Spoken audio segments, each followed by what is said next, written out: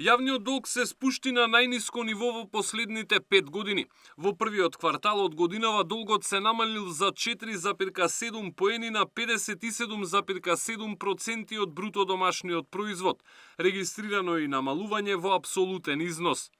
Две причини се тука главни. Една е заради новиот бруто домашен производ кој што го проектиравме за 2025, тоа е раст од 3,7%, но и фактот дека имаме намалување во апсолутен износ кај јавниот долг од 36 милиони евра, чисто за споредба.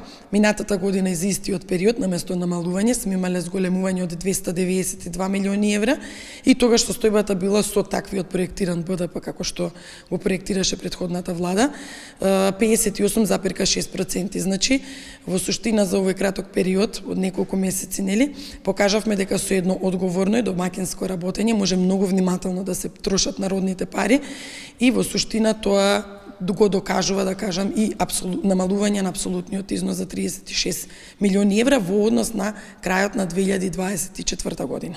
За 3,7 поени се намалува и државниот долг кој во моментов е на ниво од 50,1% од БДП.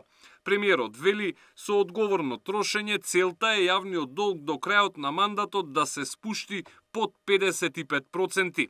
Според податоците кои ги објави владата, само во првиот квартал од оваа година Министерството за финансии раздолжило близу 680 милиони евра, вклучувајќи и 500 милиони евра за доспеаната еврообврзница.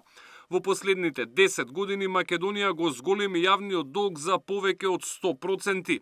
Во 2015-тата сме должеле 4,2 милиарди евра, а денеска нешто на 9,5 милиарди. Најмногу на годишно ниво сме се задолжиле во 23-тата, кога за 365 дена долгот скокнал за речиси 1,2 милиарди евра, што значи дека Македонија во просек секој ден се задолжувала за нови 3 милиони евра.